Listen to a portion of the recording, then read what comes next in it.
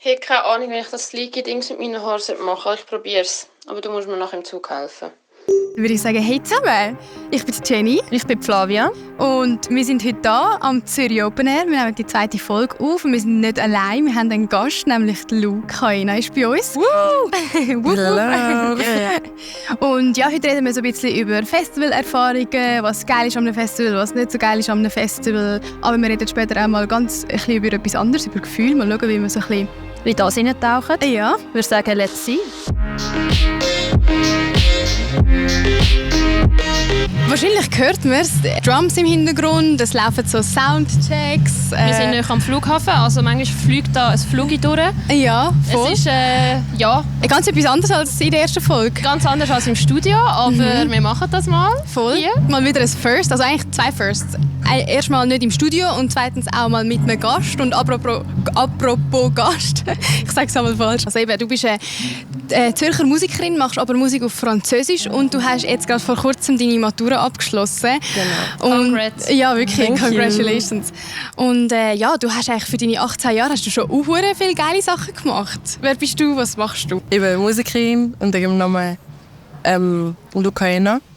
Und ja, ich habe meine Matura abgeschlossen und ich fühle mich so blessed im Fall, dass ich wie so da Sachen aufbauen in den letzten Jahren und so jetzt aus der Schule gehe und so einfach etwas habe, wo mir so richtig einen Halt gibt. Geil. So wie meine Passion eigentlich gefunden zu haben. So. Weil ich schon mein ganzes Leben mich begleitet hat, so, aber ich wirklich so ausleben kann jetzt auch. Und ja, es ist Oh, geil. Also, ja, ein riesen Blessing. mega. Also kannst du jetzt in dem Sinn, verfolgst du Musik jetzt 100% so nach der Matura oder fängst du das Studium noch an, so klassisch? Also nicht jetzt erst mal das Zwischenjahr, wo ich mich mal auf die Musik konzentriere und nicht die ganze Zeit noch die Schule daneben habe. Ja. Und mal schauen, wie das ist. Wie ich Cool. das finde voll. Aber ja, der Rest kommt später. Ja, du Mal schauen. strahlst auch mega. Also, du hast ja eben, wann hast du angefangen Musik machen? Mit 14, glaube ich. Ja, voll. Und seitdem 14. hast du das immer ein bisschen nebenbei gemacht. Es geht, das war eigentlich immer voll da gewesen. So, ich habe es auch wie nicht vergessen in dem Sinn oder wie so nicht mal gemacht. Das ist wie so, seit ich angefangen habe in dem Sinn, habe ich es auch nie mehr aufgehört. Also, Es hat wie- immer einen grossen Platz in deinem Leben ja, eingenommen. mega. Ja. Und seit wann sagst du dir so, ich bin Musikerin? Also, wann ist so ein Punkt gekommen, oder ist es einfach so laufend, irgendwann hat jemand gesagt, jetzt kannst du dich eigentlich Musikerin nennen? Ich glaube, es ist im Fall mehr dadurch, dass wir alle um mich herum mich so benennen. Ah. Macht das Sinn? Ja. Wie so, ja. Also irgendwie Oder hast du wie Sängerin. irgendwann gecheckt, alle nennen mich Musikerin. Ich glaube, ich kann mich jetzt einmal auch so vorstellen. Ja, eigentlich schon, ja. Ja. Oder ich mache Musik. So nach den ersten paar Liedern und so. Ja. Ja. Ja, stimmt, ich mache Musik. Ich habe auch so ein paar Kollegen, die machen so ein bisschen Beats und so. Und die sagen auch, ich mache Musik. Voll. Aber eigentlich kann man auch selbstbewusst sagen, ich bin Produzent oder voll. ich bin Musikerin. So Ich mache voll meine eigenen Songs. Ja, Ich glaube, so so, geil. ich glaub, so nach dem Album, mit meinem ersten, habe ich so das Gefühl gehabt, oder mit meinen ersten Konzerten so, und so das Feedback von den Leuten gesehen, ist wie so auch so, wie so eine Bestätigung, dass wie so auch ein bisschen nicht einfach so nebenbei ist. Ja. Oder so. Es ist wie so für mich, ich habe wie seit der Schule und der Musik, habe ich wie so fast ein doppeltes Leben gehabt. So. Für mich habe ich wie 100% Musik gemacht und 100% Schule. Ja, Das heisst, wie so, das ist wie so zwei Leben geführt. ja, Ja, eigentlich wirklich so. cool. Und manchmal so, okay, das wüsste ich eigentlich nicht, ich habe gesagt, ich bin krank, aber so. So manchmal am Freitag konnte ich nicht in die Schule, weil ich dann am irgendwo angehe, um ein Konzert zu spielen und so. Dann ist die Und, Absenzenliste irgendwann ein bisschen lang geworden. Jetzt wieder geheißen, ja, die Lou ist an einem Konzert. ja, nein, einfach Lou, Absenzungsgespräch. Voll, ja. Und ich ha noch gedacht, so, irgendwie, dass du da auch am Zürich Open Air spielst. Mega schade, dass du nicht auf dem Line-Up bist, aber ich glaube, das dürfen wir da mal an dieser Stelle ein bisschen anmerken. Wir sind ja da nicht sponsored bei Zürich Open Air. Aber was hast du so auf Festivals schon gespielt? Also ich habe gerade jetzt eins gespielt, beim Royal, also wo wir so Collab war mit dem Lake Life Festival. Royal Arena. Ja, Royal Arena. Ist das dein erstes Festival gewesen? Also es war wie ganz anders gewesen als das Konzert.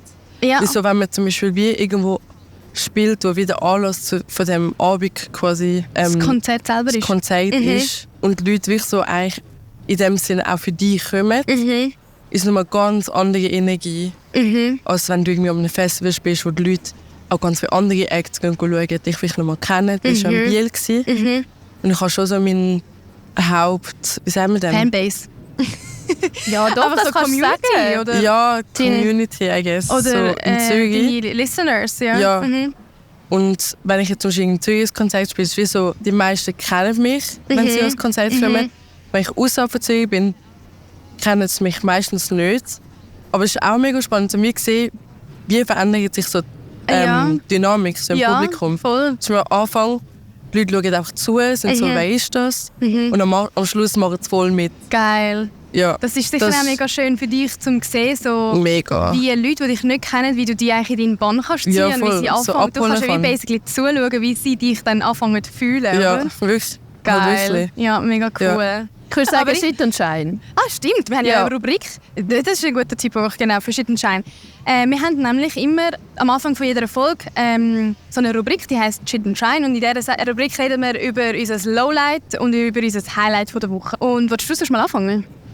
Ich würde lieber, dass du mit dem Shit anfängst. Okay, alles Weil klar. bei mir ist so stimmt. der Shit ein Ein bisschen sehr shitty, Wirklich, okay. Ja, dann mein Shit ist so ein bisschen, nicht etwas Grosses. Und zwar, ich bin diese Woche am Ende habe ich eine Impfung bekommen, weil ich bin eben leider mega anfällig auf Blasenentzündungen. Und ich habe wirklich, also, Jetzt hast du sie endlich bekommen. ja, ich habe Alright. jetzt, ja, nein, Ich habe das wirklich, nicht gewusst, dass das gibt. Das ist mega cool. Ja, ich habe das eben mega lange auch nicht gewusst. Und ich bin wirklich so anfällig, dass ich einmal irgendwie unübertrieben 6 Mal eine Blasenentzündung hatte in einem Jahr oder manchmal so 2 Mal innerhalb von 1,5 Monaten. Und wirklich, es hat mich irgendwann angefangen, so richtig mitnehmen. Und alle Frauen, die es kennen, wissen, that shit hurts.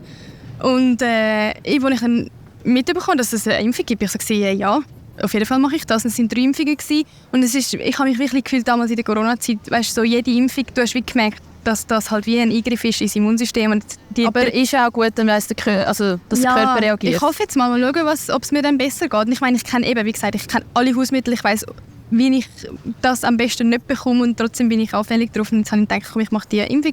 Und am Ende habe ich wieder die letzte bekommen und ich habe wieder damit gerechnet, dass die mich so ausnockt. Und ich war wie so, boah, ich komme nicht aus dem Bett. Und ich habe mich einfach wie ein Stück Scheiße gefühlt, wirklich so. Aber ist auch wieder vorbeigegangen. Ja, mein Shit ist nicht so, betrifft mich nicht so direkt, aber ich bin in Einsiedl an der Kilby gsi. Und mega cooler Abend gsi, alles, weißt, so auf der Festbank, Tanz, so klassisch und so, mit der Kollegin. Geil. Und nachher war fertig um 2, die DJ hat aufgehört und dann fangen einfach die Leute an zu singen, Ausländer Oh aus. mein Gott. Ich kann das im Fall gerade erzählen, weil ich habe auch das gehört. Wo? Ich habe das auch gehört. aber in Die Kollegin Zürich? war eben. Gewesen. Oder Nein, wo? von Einsiedl. Einsiedl? Ja. Was? Meine Au. Kollegin, Ja. sie oder ihre Schwester war da gewesen Ja. und hat das eben auch gehört. Ja, also- und ich bin das Gefühl so, Also eben, Leute, die es nicht wissen, wegen dem Sylt. Sylt-Video ist das so viral gegangen. Sorry, was für ein Video? Das Video hast du nie gesehen, dass so ein paar Leute, Ausländer aussingen zu einem Beat. Quasi halt... Aber das Video ist in der Schweiz entstanden? Nein, in in Sylt. Sylt. Aber Aha. Ja, es hat logisch, mich Sylt zuerst Video. mal... Ich habe es gar nicht gecheckt. Also, wir sind so noch am Tanzen, nachher schauen wir uns an. Und dann, ohne irgendwie uns mitzuteilen, sind wir einfach straight rausgelaufen, auch andere Leute. Ja. Und wir sind gerade so, der Abend war so geil. Also jetzt nicht, dass das... Wir könnten auch viel länger über das reden. Aber das war Ja. wirklich ein Shit-Moment. Und ich war so... Ja. What the Ficker fuck? sorry. Aber ja. Genau, aber Das ich ist will da wirklich jetzt nicht scheiße. Stimmung... aber das ist jetzt nicht dein Shit-Moment, was du hast Nein, erzählen. Das hast du aber einfach gehört. wo du Einsiedler-Dings gesagt hast, ist mir Lustig, dass eben du auch das gerade- Dorf kennst. Ja, aber ja, jetzt Ja, nicht Einzelne ist negativ aber schon noch Einfluss. bekannt. Aber ja. Und auch ein bisschen für so Einstellungen. Ja, aber Kollegen eben. hat im Fall auch am Zürich Strip Parade gehört. Irgendwo. Dass die Leute das gesungen Ja. haben? Ja. Aber ja. Ja. Gehen wir mal zu deinem Stil. Nachher Ich gehen wir zu sage, Schein. ich habe eben eine recht gute Woche gehabt, eigentlich in letzter Zeit. Man muss auch kein Shit Ist echt sagen. gemein. Ich meine, wir kommen dann und sagen, Nein, ich ja, glaube, wir ich habe, hauen da wenn unsere Rubrik. etwas, dann, dass ich so einen Husten habe, der nicht weggeht. Ja. Mhm. Und ich habe mir Anfang Jahr mal fast so halb meine Rippe gebrochen Oh. wegen dem. Und jetzt ist es Wegen wieder Husten? da. Ja, wegen dem Husten. Ich habe das noch nie gehört. Dann habe ich das den Leuten erzählt. Und es ist auch bei den Leuten auch schon passiert. Aber du machst nicht husten und dann zack. Nein, Das ich gehört habe mir so schon. die ganze Nacht gehustet. Und am Krass. Morgen habe ich aus dem Bett so rollen. Ah. Ich konnte nicht mich bewegen. Es war Ja. so schlimm. Krass. gewesen. Aber ja, ich habe das auch schon gehört, dass Leute sich beim Nüssen oder eben Husten sich drüber Krass. gebrochen haben. Okay. Ja. Krass. Ja, Aber, Aber gut, ist das nicht Eltern hat gesagt, passiert. es geht bald weg. Darum Okay. Fingers vertraue crossed. drauf. Ja. Aber sonst happy. Ja, dann Gut. kannst du gerade deinen Schein schon erzählen. Shine Moment. Ich sage, alles gut. Einfach so mein Nach Leben geniessen, Matura leben. Ja. So. Fühlst du dich gerade hure frei wahrscheinlich? So einfach meine Kollegen gesehen, go baden. Ja. Nice. Sommer geniessen. Du bist ja in Ja. der Ferien jetzt gerade gewesen, oder? Ja. Wo bist du gewesen? Indonesien. Oh wow. Ich auch. Ich war am Reisen in Indonesien. Wo warst du? Jetzt, ich habe in Java angefangen, Ja. in Jakarta so. Nachher sind wir in Sulawesi-Gegend gsi. Nachher sagen die Togen Islands etwas. Ja. Nice. Also bin ich nie gesehen, aber sehr nice. Ja, das ist wirklich. Cool. Ich Ja. glaube, in der Folge 4 oder Folge 5 reden wir dann über das Reisen. Dann erzählst du Ja, ein bisschen mehr Folge von deinen 4. Travels und so. Genau. Ja. Cool. Und dein Schein-Moment? Mein Schein ist David Beckham Doku auf Netflix. Ah ja. Ich bin sonst gar nicht Fußball interessiert. Also ja, ist Fußballer. Ja, ich kann das raus. Ja, und ich habe sie fertig geschaut. Und eben so die Emotionen. Und ich habe halt nie gewusst, bei welchem Spiel wie es ausgegangen ist. Und Also wann? einfach sein ganzes Leben. Aha, einfach sein es ist ja Leben. mega sorry. spannend. Ja. Also einfach, Mhm. wenn ihr nicht wisst, was schauen, das ist David wirklich, Beckham. auch wenn ihr keine Ahnung habt von Shooten. Ich Mega finde es so cool lustig, wie gewesen. er und seine Frau sich so an... Genau, das siehst du auch alles. Mhm. Das, auch wenn sie sich kennengelernt haben und ich war wirklich so am Bildschirm gewesen und immer so, was kommt jetzt, wie so ein Fangirl. Aber ja, das war so mein Schein gewesen. Geil. Mein Schein-Moment war gerade gestern Abend. Ich hatte eigentlich einen anderen parat, aber dann habe ich gedacht, nein, ich muss das durch den Moment ersetzen. Und zwar ist gestern endlich mein Uni-Diplom daheim angekommen. Oh, wow. Und man muss halt so selber sich anmelden zum Abschluss und dann prüft die Uni den Abschluss und dann irgendwann schickt sie dir einfach das Diplom heim. Und auf dem Brief steht halt das UZH-Logo und dann habe ich gesagt, okay, das ist es. Und nachher haben wir so gewartet, bis mein Papi auch daheim ist. Und dann habe ich das von meinen Eltern so aufgemacht. Einfach beide sind so stolz. Mein Papi ist gerade am Nachtessen, ist er aufgestanden, um den Tisch gelaufen und hat mich so an beiden Schultern gehabt und hat so gesagt, ich bin so stolz auf dich und bla bla bla. Und seine Augen haben so glitzert, wirklich. Ich habe nachher auch so Pipi in den Augen gehabt, wegen ihm. Hat dein Vater schon mal brüllen vor dir? Ich glaube nicht. Nein. Ja. Nein, also einfach, ich habe wirklich das Gespür bekommen, wie stolz meine Eltern auf mich sind. Das ist so ein etwas schöner vom Moment. Schönsten, glaube ich. Allgemein spüre ich so, dass Eltern auf einem stolz sind oder allgemein die Familie, auch meine Geschwister, das ist das Schönste, glaube ich. Ja, Das ist einfach so, dass- wie hast du das mal gemerkt, so, dass deine Eltern oder deine Familie stolz auf dich ist? Also allgemein, meine Familie ist extrem supportive. So. Alles, was Musik angeht, Von Anfang an, wo du gesagt hast. Von Anfang an, wirklich. Und geben mir immer Feedback und sind immer da. Also wirklich an jedem Konzert sind meine Yeah. Eltern da, egal wo. Meine Oma ist auch schon mitgekommen. Ja. Es ist wirklich, egal ob Regen, egal ob Sonne, egal ob weit Das weg. ist mega es schön. Oh, ich habe im Fall wirklich gerade Hühnerhaut. Es ist hure heiß. Ja, Ich es habe ist gerade so wirklich- Hühnerhaut. Ich sehe immer irgendwo meine Mama, wie sie da steht und mich einfach anschaut. Und Gibt dir das auch Sicherheit? So auf der Bühne? Oder? also am Anfang hat es mir fast ein bisschen mehr Angst gemacht. Ich bin so, Oh mein Gott, wichtige Leute schauen zu. ja, Die dich kennen halt. Wie wenn, und, wenn ja. ich die Leute nicht kenne, ist wie so, hat sie nur eine Distanz irgendwie. Und dann kann das auch bei Kollegen, wenn sie das erste Mal gekommen sind, ist wie so, sehen sie mich mal voll anders. So. Was würdest du sagen, ist so das Geilste an einem Festival? Also bei mir, da kannst du schnell überlegen. Bei mir ist allgemein jetzt Live-Musik ist so schön und ich habe glaube jedes Mal brüllt. Also so, ich bin halt eher so nicht voll Hip-Hop-mässig. Ich weiß nicht, bei einem Hip-Hop-Lied kann man sicher auch emotional werden. Kari bei Patent Ochsner brüllt, dann mitgesungen bei Hecht und auch brüllt. Und nachher hat einfach, er hat mir das Mikro gegeben. Und ich Wer, habe der Hecht, ja, ich war bei meinem Freund auf der Schulter. Gewesen. Und nachher kommt er so und ich konnte das Lied nicht richtig singen. Oh. Und ich habe gewusst, jetzt gibt er das Mikro. Und nachher habe ich ein Wort gewusst, Paradies. Und ich voll, weißt, ich muss ja hier jetzt auch nicht voll reinlärmen. Man hört mich ja. Ja. Ich voll reingelärmt. Und nachher Kollegen, die nicht zugeschaut haben, einfach zugelassen, die so, «Gell, du hast ins Mikro gelärmt.» Ich so, Bist du «Ja!» Aber eben, einfach allgemein so, einfach möglichst weit vorne und einfach alles das spüren. Es klingt so cheesy, aber das ist wirklich... Oh ja, ich liebe das, Das ist- aber auch. Ich finde es jedes Mal mega inspirierend, andere Artists auf der Bühne zu sehen. Auch so gesehen, wie machen sie das, ihre Energie so spüren. Ich liebe das. Aber allgemein, ich glaube, so wie der Moment auch bei Konzert spielen, sowohl wie schauen, so, wenn man so den Moment teilt Mit den Friends. mit den Friends, Oder mit der wo Gruppe. wir so, irgendwie alle haben so Emotionen zu dem und irgendwie von irgendwie voll rauf, ja. Ich finde es auch am schönsten so, irgendwie, wenn man in der Gruppe unterwegs ist. Ja. Und das Geile an Festivals ist halt auch wie, es sind ja mehrere Konzerte, wo du dann gehst schauen. So, ein Konzertabend an sich ist ja schon cool, aber an einem Festival kannst du auch neue Artists irgendwie hören und entdecken. Das finde ich irgendwie auch noch cool und auch einfach so. Ich habe so viele neue Artists, also Giant Rooks habe ich nicht kennt einfach. Oder auch 1999 nicht gehört, dann habe ich Bigger Chur mal gesehen. Und nachher höre ich die Musik Kraftklub auch. Und zwar in dem Moment konnte ich nicht mitsingen, aber weil alle Leute halt rundherum, dann bist du halt auch ansteckend. Du denkst so, wow, geil. Voll. Ja. Voll. Ja, nachher hörst du die Musik mit der Erinnerung quasi so. Ja. Mega, das ist wirklich richtig cool. Und es gibt im Moment so einen TikTok-Trend, der geht irgendwie «My favorite animal is» und dann so, ja. kennst du den? Nachher so Leute, die halt irgendetwas machen, immer in bestimmten Situationen. Ich weiss nicht, wie gut ich das jetzt erklärt habe, aber so, ich finde, Leute, die an ein Festival gehen, speziell wenn man auch dort zeltet, das ist auch so ein Type of animal. Weil irgendwie Leute, die als Fraufeld gehen zum Beispiel, die dort zelten, die nehmen dir das ganze Gepäck zum Beispiel in Mülltonnen mit. Und du siehst am Abend, du weißt, okay, dann geht das wieder. Ja, wirklich. Und 2019 haben wir auch extra sogar Mülltonnen gekauft. Weißt du, so statt unser Zeug einfach in, weiss auch nicht, Ikea-Tasche oder so. Wir haben so auch that kind of people sein und haben uns dann so Mülltonnen gekauft und die angesprayt und so.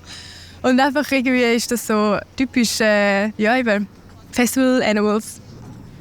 Was ich sagen muss, ist nicht so geil, sind so, kann ich so zum Beispiel, dass alles hure teuer ist. Also, ich glaube, wenn man am Festival ist, vergisst man, wie teuer das Ticket war und das zählt dann nicht zum Budget. Ja, das ist so, wie TikTok würde sagen, Girl Math. Irgendwie finde ich mehr so, wenn es so grusig ist, so das finde ich fast nervig. Also schlammig und Toys und so. Ja, so sanitäre Anlagen. Ja, das ist wirklich so. Also, ich glaube, als ich das erste Mal am Feuerfeld war, bin ich mit einer Jungsgruppe gegangen. Oh mein Gott. Und bin die einzige Frau dort. Ich weiss auch, das ist auch nochmal so ein Ding. Ich konnte nicht sharen, wie grusig das war für mich. So. Also wie so mit anderen Girls. Ja, ich habe aber irgendwo habe ich das aufgeschnappt, wegen der Toy-Situation und der WC-Situation. Ich meine, Typen, die können einfach... An der Strip Parade hat es auch so Aufsteller, wo du einfach anstehen als Typ. Und es gibt jetzt so etwas, das sind so, das ist so ein aus Karton, eine Verlängerung. Ja, es sollte wie so sein, dass du als Frau wie eine Art auch kannst wie ein Pissoir brauchen. Also es ist wie so ein Kartonkanal. Und dann kannst du wie, ich weiss nicht, wer das kann. Ich glaube, ich kann nicht einfach so im Stehen lospieseln, weil ich mir das halt wie nicht gewöhnt bin. Also ich will mich einfach eher unwohl fühlen dort bei allen Männern und so. Ich packe jetzt mal meinen Karton aus.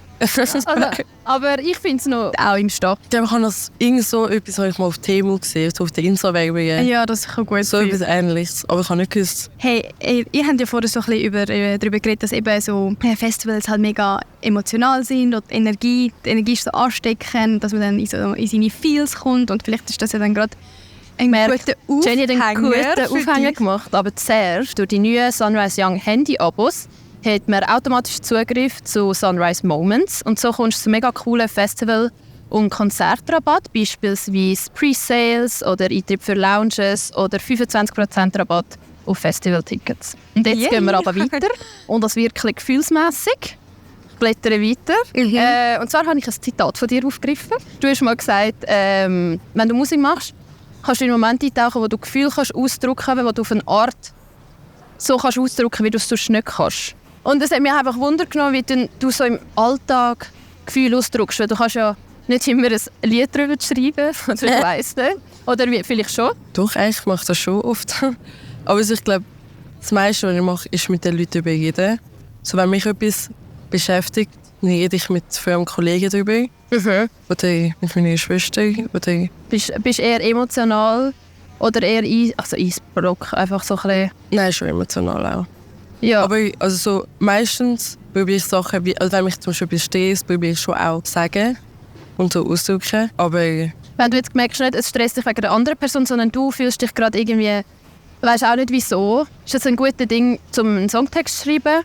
Oder zuerst mal telefonieren oder zuerst mal für dich selber einfach so im Moment Also wenn ich ins Studio gehe, dann schreibe ich gerade über das. Ja. Aber wenn ich nicht gerade ins Studio gehe, dann rufe ich eigentlich meistens irgendeine Kollegin an. Also eigentlich meistens die respektive Kollegin.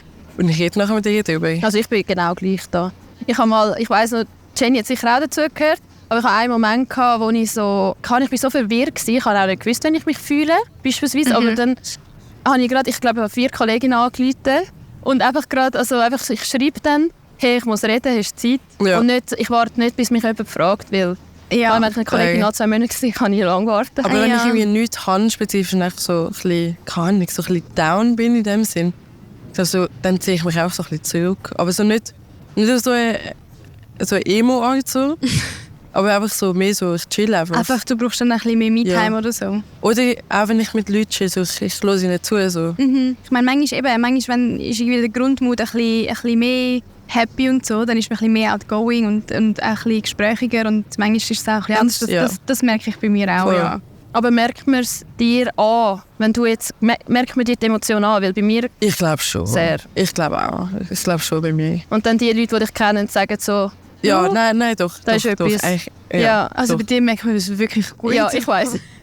Also der Flavio, also das ist ja eigentlich okay. Also ich nein, find- wenn es mir nicht so gut geht oder mich irgendetwas beschäftigt, fragt mich meistens irgendjemand, ob etwas ist. Ja, Ich denke, wir könnten so ein paar verschiedene Emotionen oder Gefühle durchgehen, wie man so sich verhalten. Also ich gebe so mal ein Beispiel, und zwar Wut, wenn ich hässig bin. was machst du denn? Früher als Kind, mir ist gestern aufgefallen, ich habe einfach 2 Narben, weil ich hässig bin. Und zwar da, Oh shit. am Knie 2. 2? Ja. Oh ja, hast du Das war aber nähen. irgendwie eine Classic Narbe. Classic, gell? Kann sie nicht, aber so Als Kind viele aber. Leute. Ja. Also, Oder- das ja, stimmt, ja, viele schon. haben einen. Ich habe meine Mami gefragt, so, wieso ich eigentlich die Narben hatte, oder wieso ich hässig war. Und sie hat auch gewusst, ich kann nicht Germany's Next Topmodel schauen. Oh Und dann bin mein ich Gott. auch, also ist für Kindergarten, nein, 1. Klasse. Ist auch fair, dass ich mir das noch nicht schauen vielleicht. Ja, die Schläge drauf gestampft. Nachher müssen ins Spital. Büzen, wie du Büzen, würdest sagen. ja, ich kann es jetzt eigentlich schon nicht sagen. Ich denke, kennst du das Wort? Pilze. Büzen, ja, nein. Also Nähen, und weil sie eben so ein einen speziellen Dialekt hat, hat sie manchmal ein bisschen Wörter ein bisschen anders. Und Nähen oder Nähen ist Büzen. Pilze? Das ist auch ein Synonym für Arbeiten. genau. Büzen. Gut gewesen. Ja, hätte ich auch. Bügeln? Hätte ich auch. Ja, aber ich glaube, das habe ich aber ein bisschen weitergezogen bis jetzt. Also du holst dir einfach ein bisschen- Verletzungen, wenn du hässlich bist. Nein, das nicht, sondern ich muss im Fall wirklich etwas umrühren manchmal. Also für Ich mich, check ich schon. tue nicht andere Leute verletzen oder so, wirklich denke, das ist jetzt falsch. Aber mir hilft es mega, wenn ich etwas so... Aber was nimmst du denn so? Letztes Mal, ich glaube wegen der Bachelorarbeit, war es Plevito, wo am Tisch gelegen ist, habe ich einfach am Boden gerührt. Ja, aber nachher ist es schon besser und so habe ich gelernt. Also du so, musst deine Wut rauslassen. am Anfang habe ich an mich so gedacht, so, oder auch wenn die Mami gesagt hat, was hast du jetzt oben rumgerührt? Und ich so, ich bin hässlich gewesen. Und ich merke jetzt einfach, wenn es mir hilft und niemand anders stört, sogar Perfekt. ich glaube, kann mit Habe Wut ich aber auch um. schon gemacht. Aber wirklich, weil ich so wirklich hässlich bin. Also es ist nicht Okay. so... Also wirklich, dann bin ich wirklich so ausgerastet. Nach so in den Schuhen oder so. Aber nicht... Jetzt frage ich mich, wie ist dein Ausrasten äquivalent zu immer, wenn du hässlich bist? Weißt du, was ich meine? Ich bin glaube schnell und dann aber kurz rauslassen und nachher ist es wieder besser. Ausser Okay. das ist ein Riesenthema, ich habe jetzt gar kein Beispiel. Ja. Aber ja, Aber sehr. du würdest auch Sachen kommen. Oder wie gehst du jetzt? Du hast mir gesagt, irgendwie, du bist konstant, also nicht konstant hässlich, aber so, dass du Wut und Trauer, vor allem die Gefühle in deinen Songs verarbeitest, gell? Ja, ja. Also in den Songs, vor allem jetzt in dem Album, das fast glaub, auch schon 2 Jahre ist, dort habe ich es mega. Ja. Allgemein tue ich eigentlich mehr Sachen verarbeiten, die mich stressen. So. Ja. Also könnte es sein, dass du dann einen Song vielleicht anfängst zu schreiben, wenn du Einen Song hässlich... schreiben, Musik hören, mega viel. Und was für Arten von Musik? Das, was irgendwie gerade mich wo passt. Irgendwie. Ja. Aber irgendwie auch jeder, keine Ahnung. Ja, reden hilft sowieso Das ist, immer. wenn mich etwas nervt, dann Ja. löse ich auch wieder die Kollegin an. So. Ganz voll Bei dir? Hey, wenn ich fest hässlich bin, bei mir ist so, jedes Gefühl im Extrem endet bei mir im Brüllen. Also wenn ich krass happy bin, dann brülle ich. Wenn ich krass traurig bin, brülle ich auch. Ich brülle auch, wenn ich ein bisschen traurig bin. So brüllen, ich brülle mega schnell. Und wenn ich fest hässig bin oder wütend auf jemanden, ja. dann brülle ich auch. Ich sage immer, ich bin nicht nahe am Wasserbett, ich bin im Wasserbett. Weil ich wirklich so schnell anfange zu brüllen. Ja, und vor allem fühlst du dich dann nicht mehr ernst. Also du willst ja ernst wirken, wenn du jetzt mit einer Person redest. Ich glaube, das habe ich, wenn ich so enttäuscht, frustriert oder so mich nicht ernst genommen fühle Ja. und so, dann so hässlich wird, dann kann es auch in ein Brüllen gehen. Ja. Aber so nicht in ein traurig Brüllen, sondern wirklich so in ein... Einfach so emotional berührt. Ja, das Oder- ist einfach so... Ja, eher so ein hässliches Brüllen, doch. Ja. Ja, so ein Wutbrüllen. Das ist dann irgendwie voll aggressiv. Wenn wir schon beim Brüllen sind, bist du im Wasserboot oder am oder nicht mal? Meistens einfach so... Nein, nicht von den Leuten. Außer es ist wirklich so... Also Also ich bin wirklich so mega emotional. Aber dann geht es nicht wirklich in ein Brüllen. So, Ja. so ein bisschen vielleicht... Ja, aber ab wann ist es Brüllen? Also wenn ich Keine traurig Ahnung. bin. Es ist Ich zum Beispiel, oh, New Soundcheck. noch mehr Soundcheck. Zum Beispiel, was mich mega feststört, ist so, irgendwann habe ich mich wieder mit abgefunden, dass ich halt eine emotionale Person bin und dass das wie einfach zu mir gehört. Aber manchmal stört es mich wie dann trotzdem ein bisschen, weil ich habe zum Beispiel noch nie ein Kündigungsgespräch mit meiner vorgesetzten Person geführt, ohne zu brüllen. Ja. Und in dem Moment, ich brülle dann nicht. Ich weiß auch nicht, ich bin wie Also einfach emotional Emotion. berührt, so zu sagen, dass ich jetzt gehe und wie es in meinem Kopf spult alles, alle So Erinnerungen. fühlst Und überjagt, genau, ich bin wie so, ja. overwhelmed, genau. Und dann brülle ich dann alle. Und das stört mich dann wie. Aber hey, mit einem Auge auf die Uhr, ich glaube, wir müssen langsam zu unserer letzten Rubrik kommen. Sorry, jetzt nützt es aus, dass es gerade keine Musik ist. Setzen wir uns gegenseitig etwas auf die Bucketlist. Gib doch du Ich- mir etwas, dann ich weißt du, gib dass mal- sie mitbekommt, was Genau, ein ich gib mal bisschen der der Sinn dieser Jenny. Rubrik ist. Genau, wir Genau. haben wie Stadt, Land, Stuss, Bucketlist und etwas... Ja, heute habe ich etwas, das nicht so in eins reinpasst. Es ist recht tiefgründig, weil Okay. in der nächsten Folge geht es dann um Freundschaften. Ich habe gedacht, greife ich das mal auf. Und zwar würde ich... Das ist so Blödsinn, oder? Eigentlich, ja, aber es ist eigentlich kein Blödsinn. Es ist so, Also erzähl mal. dass du eine Liste von deinen Freundinnen machst oder einfach enge Leute, aber nicht so ranken, sondern einfach so mal aufschreiben, welche Leute dir am Herzen liegen. Ja, Und ja. nachher dir bei jeder Person zu überlegen, tue ich gerade genug Zeit investieren, würde ich mehr wählen. Vielleicht bei jemandem willst du gar nicht mehr oder merkst so, einfach so ein bisschen... Das ist so lustig, dass du das sagst. Weißt du warum? Weil ich habe das sowieso vor, jetzt dann mal zu machen. Ja, weil ich einfach irgendwie gefunden habe, es wird einfach nicht, es wird Zeit, aber so, ich möchte mal einfach ein bisschen mehr über meine Freundschaften reflektieren. So, was für eine Freundin bin ich für andere? Was sind die Leute, die ich speziell schätze? Und darum, geil, mega gerne mache ich das, ja.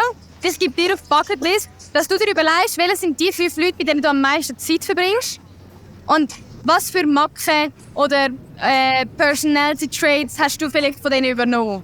Okay, spannend. Oder was auch immer. Gibt es irgendetwas, was du schon mega lange auf deiner Bucketlist hast? Arabisch legen nicht. Arabisch? Das ist Wow. Wieso? Das ist jetzt, weil ich Wurzeln aus Algerien und irgendwie ich liebe die Sprache.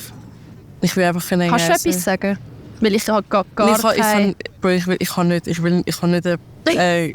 mich jetzt musst auch bloßstellen mit nicht. schlechten Aussprache. Aber Danke oder so, weißt du auch? Oder weißt Ja, es ist halt das kannst- genau davon. Okay. Du in Marokko sagst Shukran. Ja, okay. Alles klar. Ja, dann... Dann wünschen wir dir viel Erfolg. Genau, ich kann jetzt wieder den HörerInnen Danke sagen fürs Zuhören. Wir sind nämlich schon am Ende angelangt von der zweiten Folge. Ja, Und, ich habe es mega genossen. ja, mega. Ich mit habe es dir. mega cool gefunden. Du hast dich auch wohl gefühlt? Ja, mega. Und ich finde, wir haben es Gut, gut ja. gemacht mit der ganzen Ablenkung und Ja, also wirklich. so. Am Schluss haben wir ein bisschen gestruggelt. Aber Das war schön. Das war auch gut gewesen. Aber es war auch geil ablenkend gewesen. ja. Und hört unsere Folge in 2 Wochen auch. Da geht es eben um Freundschaften. Genau, wir können auch unsere Freundschaft ein bisschen hinterfragen, Ja. wie man in einer Freundschaft Schluss macht. Und ja, wir reden dann Sehr sicher auch noch gutes mehr Thema. über Gefühle. Ja. Yes, danke fürs Zuhören. Und das war es mit Stadt, Land, Stuss. Ihr findet uns überall, wo es Podcasts gibt. Yes. Danke Und euch. hört Louis die Musik. Yes, Da. Chérie. Dankeschön.